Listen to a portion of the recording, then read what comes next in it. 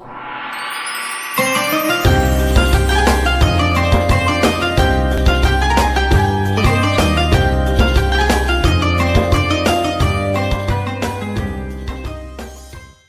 kata Rasulullah nih, a'jazan nas man ajiza 'ala doa. Orang yang paling terpuruk, orang yang paling lemah ya adalah orang yang paling malas berdoa. Orang yang paling terpuruk hidupnya, yang paling lemah hidupnya, itu orang yang paling malas berdoa. Kayak minta sama Allah kapan saja, nah, terutama di waktu-waktu ijabah, di bulan-bulan yang mulia ini, minta. Ya, nanti ya Allah berikan hamba ya Rabb rezeki yang barakah, hamba ingin haji ya Allah, hamba ingin umrah ya Allah, hamba ingin bangun masjid, hamba ingin bantu perjuangan para kaum muslim, minta aja sama Allah itu. Ya, kalau tidak dikasih, nanti di hari kiamat dikasih pahala doa-doanya. Ya, kenapa begitu? Karena berdoa adalah melaksanakan perintah Allah. Orang yang berdoa berarti orang yang melaksanakan perintah Allah. Ya, ud'uni, berdoalah kepadaku. Ya, perintah.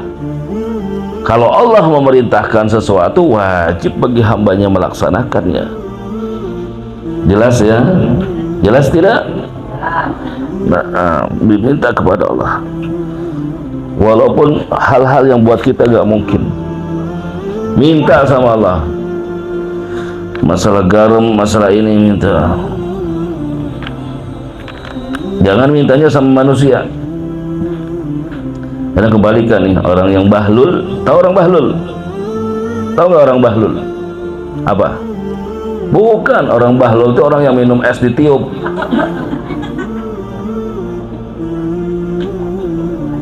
Itu orang bahlul, dia punya hajat, dia punya kesulitan, minta tolong, mintanya sama manusia. Ini jangan lihat anak bahlulnya, ente yang bahlul. Kenapa? Karena Allah sudah punya waktu, sudah punya tempat, sudah punya jam kapan Allah menerima tamu-tamunya, mengundang tamu-tamunya, dan akan mengabulkan permintaannya. Sepertiga malam, terutama sepertiga malam tuh, jam 3 pagi itu bakso 2.000 sama mangkok diketawain sama tukang bakso. Ya ente sedekah 2.000 diketawain sama malaikat. 2.000 ya. Dia bingung malaikat, jangan 2.000 sedekah, udah gak zaman. 5 juta, 6 juta, gak apa-apa dah. 6.500.000 juga gak apa-apa lah.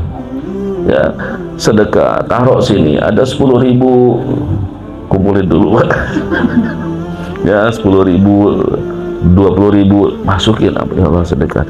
Hadiahnya buat orang tua. Tuh orang tua girangnya luar. Nah, itu berbakti sama orang tua tuh. Nah, yang dikubur mendoakan.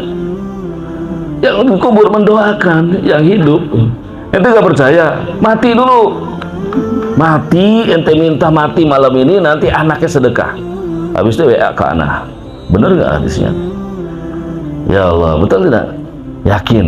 Nah, kembali kepada doa. Doa walid liwaladihi, doanya seorang orang tua buat anaknya itu seperti doanya Nabi. Jadi doakan anak-anak tuh yang baik-baik. Hati-hati kalau lagi marah sama anak. Ya, hati-hati kalau lagi marah sama anak, apalagi ibu. Ya, ibu. Ya, saat marah sama anak, doakan yang baik. Ya Allah, mudah-mudahan kamu ini banyak rezekinya. Gitu. Jangan, ya Allah, anak ya kayak bapaknya persis. Nah, bapaknya kan suami ibu. Ya, nah, bapaknya disalah-salahin. Giliran bapaknya udah kempot tua, disalah-salahin. Nah, dulu waktu bujang ente yang ngejar-ngejar. Nah, jadi beruntunglah ya yang masih ada orang tua. Cukup dunia udah. Dunia semuanya masalah, semua penyakit, semua sembuh. Ya, di pondok ada satu anak. Ada satu anak ini namanya adalah ya, dia datang itu, ya Allah, itu makan kalau nggak pakai Royco nggak mau makan. Dikasih ayam milih Royco. Jadi nggak bisa makan kalau nggak pakai roiko. Dan nggak ada suaranya, gitu doang. Ya, saat masuk titipin anaknya ke pondok, saya bilang, ini yang bisa merubah dengan cepat adalah doanya seorang ibu. Ente jangan pernah lepas doain anak ente. Gitu. Kalau saya cuma ngajarin, ngebimbing semampu saya, tapi yang membuka semuanya adalah doa seorang ibu. Sekarang anaknya sudah hampir hatam itu, hafal juz amma itu hampir selesai. Ya, hadis-hadis udah baca ya. Nah, ibunya nggak pernah lepas mendoakan dia tuh anak. Padahal, tapi hati-hati juga. Kalau sampai menyakiti orang tua juga bahaya juga. Ya, ketutup semua dunia dan akhiratnya, tutup semuanya, nggak bisa dibuka. Allah nggak ikut-ikut. Kalau udah orang tua marah tuh Allah nggak ikut-ikut udah. Ya, Allah angkat tangan. Kalau udah seorang anak yang durhaka kepada orang tuanya, menyakiti hati orang tuanya, ya tertutup semuanya. Dunianya, akhiratnya, ibadahnya nggak diterima, rahmat Allah nggak turun, pertolongan Allah nggak turun, doa nggak naik, nggak dijabah sama Allah, ya. Kehidupan semakin terpuruk. Maka bahagiakan orang tua kita. Doa mahjubun anilai hatta yusalli ala Muhammad wa ahli baitih. Doa itu kata Rasulullah dalam hadis yang diriwayatkan Imam Abu Syekh, dia bilang doa itu mahjub, terhijab, ya, nggak dibaca sama Allah itu doa, nggak direspon oleh Allah itu doa selama tidak disertakan dalam doa itu sholawat kepada Nabi Muhammad. Jadi doa itu harus diawali dengan bersolawat kepada Nabi Muhammad dan keluarga Nabi Muhammad, dan diakhiri juga dengan solawat. Bismillahirrahmanirrahim. Alhamdulillahirabbil alamin. Allahumma sholli ala sayyidina Muhammad wa ala ali sayyidina Muhammad wa ala ali sayyidina Muhammad. Nanti terakhirnya wa sallallahu ala sayyidina Muhammad wa ala alihi wasallam walhamdulillah. Begitu. Ya, kalau doanya nggak pakai diawali dengan dua sholawat tadi, awal pada akhirnya, maka mahjub, tidak dibaca, tidak direspon, tidak dilihat oleh Allah. Gantung tuh doa sampai orang itu membaca sholawat kepada Nabi Muhammad SAW. Nah, ini berarti juga mengajarkan kepada kita bahwa Nabi Muhammad mempunyai peran penting, kedudukan penting di dalam menentukan nasib kehidupan seorang umat dunia dan akhiratnya. Sholat nggak diterima kalau nggak sholawat, doa nggak diijabah kalau nggak sholawat. Jadi tidak ada jalan bagi seorang manusia yang ingin hidupnya selamat, ingin hidupnya bahagia, ingin doanya diijabah, ingin penyakitnya disembuhkan, kecuali dengan apa? Dengan bersolawat kepada Nabi Muhammad SAW. Wallahu a'lam bishawab. Rabbi zidni ilma warzuqni fahma. Amin. Masih ada waktu?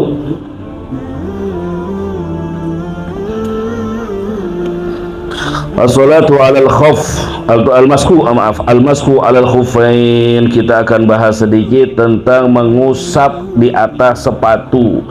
Ini ada istilah di dalam ilmu fikih, berwudu tidak dengan mengusap kaki lagi, tapi boleh berwudu dengan cara mengusap sepatunya saja, ya, tanpa harus dibuka. Boleh ini Ustadz? Boleh hukumnya. Nah, mengusap sepatu, ya, ini pengganti daripada mengusap kaki di dalam berwudu, dalam wudu, tapi dalam mandi tidak, ya, hanya di dalam berwudu.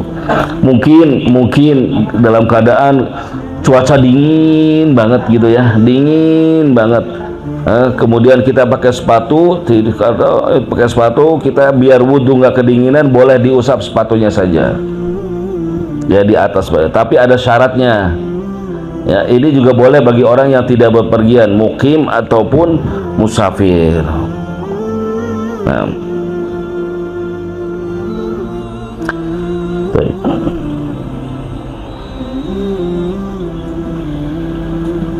Pertama, sepatu yang bagaimana yang boleh diusap di atasnya? Apakah sepatu yang seperti yang ibu pakai itu boleh sepatunya mempunyai jenis tersendiri, yaitu sepatu yang menutup kaki kita.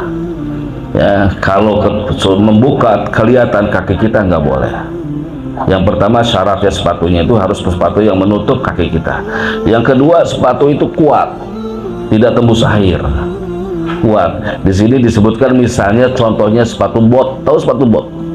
Nah, semisal itulah kurang lebihnya, gitu. Semisal itu. Jadi dia menutup kaki semua, kemudian dia kuat buat jalan tuh. Sepatu bot buat jalan buat jalan kuat dan tidak tembus air. Nah, itu boleh. Kalau di dalam kalau di Mekah sekarang ada namanya al-khuf, sepatu yang dipakai kalau di musim dingin itu khuf.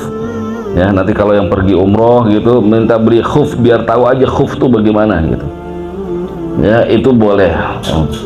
Hanya syaratnya tadi sepatunya itu dalam keadaan sepatunya yang kuat untuk jalan, tidak tembus dan menutup kedua telapak kaki. Nah, hukumnya mengusap sup kadang wajib, mengusap sepatu ya kadang wajib. Ya, wajib itu kalau misalnya kita mau sholat waktunya sudah habis. Kalau kita ngusap kaki nggak keburu keluar waktu, keburu asar misalnya, maka kita boleh mengusap khuf itu seperti ini. Simple. Ya maaf, ini kaki ya, kaki. Jadi ini kaki, ini sepatu, pakai sepatu. Ini kaki yang kanan di atas gini, gitu doang. Ya, udah gitu doang. Kalau nggak mau ya udah sini aja, set gitu aja udah, di atasnya aja. Tapi yang afdol set gitu, set gitu aja. Ringkas. Nah, kalau orang sudah hampir datang, hampir habis waktu sholat, ya maka wajib hukumnya dia pakai khuf, mengusap di atas khuf, nggak boleh, nggak usah dibuka lagi. Atau kalau nggak ada waktu lagi, nah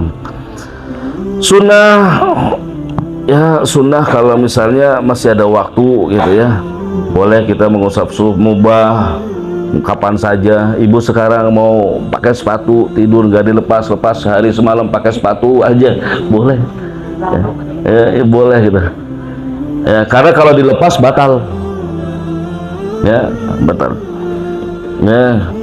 Boleh kadang-kadang makruh gitu ya. Makruh itu kalau kita pakai sepatu terus diulang-ulang, diusap mulu, cukup sekali aja udah set gitu, udah usap lagi, terus usap lagi. Haram. Ada kadang-kadang pakai mengusap khuf, haram hukumnya. Kapan itu? Kalau yang dipakai khufnya orang, sepatu orang kita pakai, itu haram ya, haram. Tapi sah. Ada haram yang nggak sah, misal lagi haji, lagi umroh, khuf nggak boleh, karena haji dan umroh bagi laki-laki harus memakai sepatu yang terlihat tumitnya. Nah, kapan waktunya diperbolehkan mengusap khuf? Buat orang yang di rumah, ibu misalnya cuaca dingin banget atau kakinya kena penyakit yang tidak boleh kena air, ya cacar itu ya. Kalau kena air semakin parah, boleh pakai sepatu tuh, sepatu khuf. Ya, kalau di rumah waktunya 1 hari 1 malam. Nanti kalau udah 1 hari 1 malam 24 jam dilepas, ya kemudian dibatalkan, wudhu lagi, pakai sepatu lagi, sehari 1 malam lagi. Kalau musafir 3 hari 3 malam. Jelas ya. Kapan mulai dihitung batal? Sejak dia itu kapan dimulai hitungan waktunya itu sejak dia batal. Misalnya sekarang saya pakai khuf, ya saya wudhu sempurna selesai sampai kaki sudah saya basuhin, terus saya pakai sepatu, ya itu belum dihitung mulai, itu belum dihitung, ya dihitungnya kapan? Sejak saya batal, kentut atau buang air kecil, ya atau buang air besar, batal, ya kemudian saya wudhu dong. Saya wudhu, begitu bagian kaki saya usap straight gitu aja, nggak perlu dilepas sepatunya. Nah, sejak saya batal mulai dihitung. Sampai kapan? Hitung aja 24 jam. Mulainya jam 9, berarti 24 jamnya selesai jam berapa? Ya, kalau ibu misalnya ada gitu. Atau musafir, ibu bepergian gitu. Nah, bepergian tapi nanti kalau ini repot. Ya udah, pakai sepatu yang kuat tadi, sepatu khuf tadi. Sehingga nanti di jalan nggak apa-apa ibu. Yang penting waktu memasukkannya dalam keadaan suci. Kalau bepergian itu 3 hari.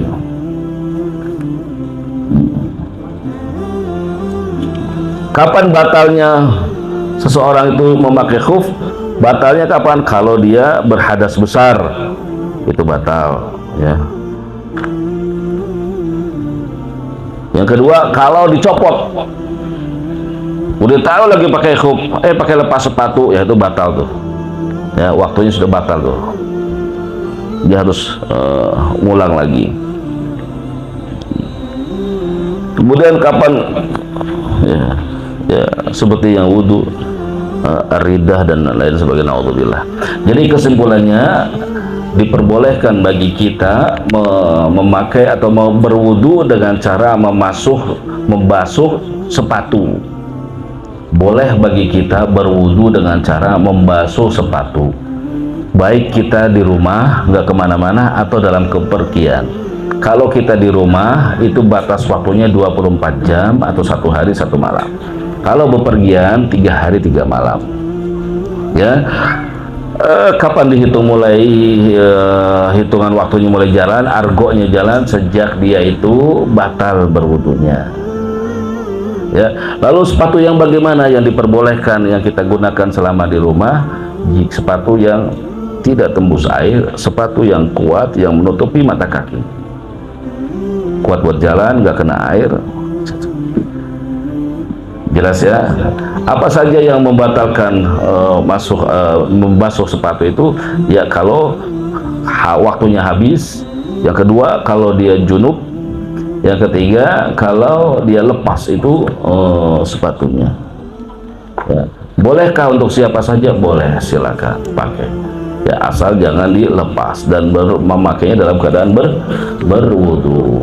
Ada pertanyaan? Tidak ada. Wallahu a'lam bishawab. Rabbi zidni ilma warzuqni fahma. Amin. Kita baca suratul Fatihah untuk semua hajat akhirat kita, hajat dunia kita. Mohon dengan berkahnya majelis ilmu kita ini, Allah kabulkan semua doa-doa yang tersirat dalam hati, semua hajat dunia akhirat kita, mendapatkan ilmu yang manfaat, ilmu yang barokah, semakin diberikan sehat untuk beribadah, semakin diberikan semangat untuk akhiratnya, diberikan taufik dan hidayahnya, dan mohon agar saatnya nanti Allah wafatkan kita, wafat dalam keadaan husnul khatimah, dan semua hajat-hajat keurusan-urusan dunia kita berkahnya majelis ilmu ini ya Rabb. Limpahkan kita rezeki yang barokah, yang halal, yang diridhai oleh Allah.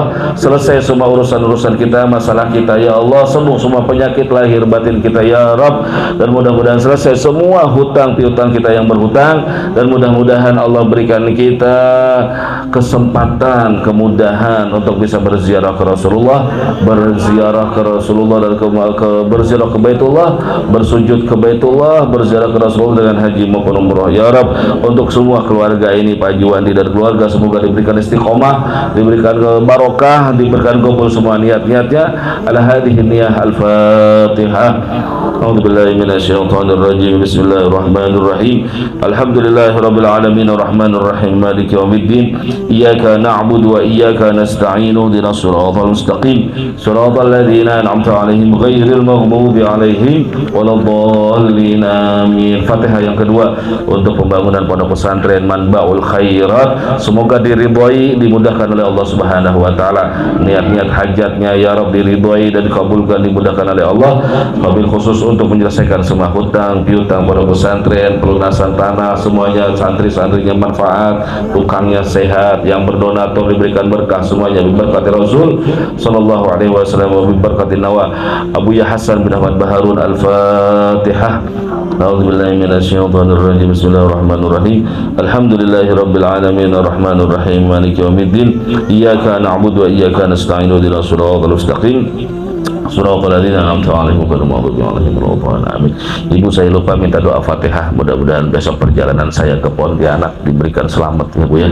Selamat, lancar, gak ada apapun ya. Mudah-mudahan ya, karena cuaca seperti ini, mudah-mudahan ya Allah berkahnya Ibu semuanya diberikan keselamatan bolak-balik sampai ke Jakarta, diberikan selamat, lancar, kabul semua hajat ya Rabbal alamin. Al-Fatihah. A'udzubillahi minasyaitonir rajim. Bismillahirrahmanirrahim. Alhamdulillah Ar-Rahman Ar-Rahim. ihdinas siratal mustaqim siratal ladzina an'amta 'alaihim. Bismillahirrahmanirrahim. Alhamdulillahirabbil alamin. Allahumma shalli ala sayyidina Muhammad wa ala ali sayyidina Muhammad ya arhamar rahimin ya arhamar rahimin ya arhamar rahimin. Ya Allah ya Rahman, Engkau yang menghadirkan kami semuanya di tempat yang berkah ini ya Allah, di taman surgamu ya Rabb. Ikhlaskan hati kami semuanya ya Allah, ikhlaskan niat kami semuanya ya Rabb. Tidak ada yang kami harapkan dari majlis ini ya Allah kecuali Engkau ridho kepada kami semuanya. Engkau ambilkan semua dosa-dosa kami semuanya, Engkau tutup semua aib-aib kami semuanya ya Allah. Engkau gantikan keburukan-keburukan kami dengan kebaikan-kebaikan ya Allah.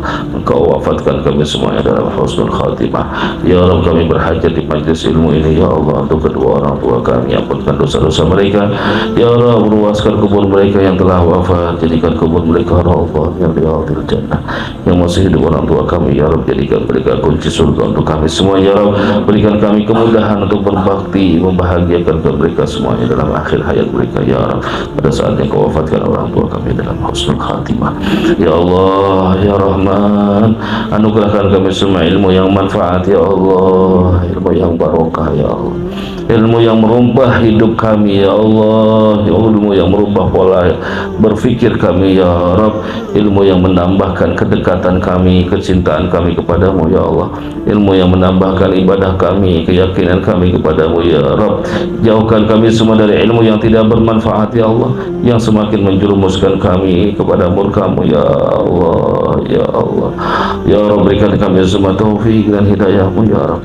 Ampunkan semua dosa anak keturunan kami ya Allah, bahagiakan anak keturunan kami ya Rabb, berkahkan kehidupan mereka ya Allah ya Allah. Kami mohon kepadamu ya Allah ya Allah, anugerahkan kami semuanya rezeki yang barokah, yang halal ya Allah, untuk kami dapat bersujud di Baitullah, berziarah ke makam Rasulullah.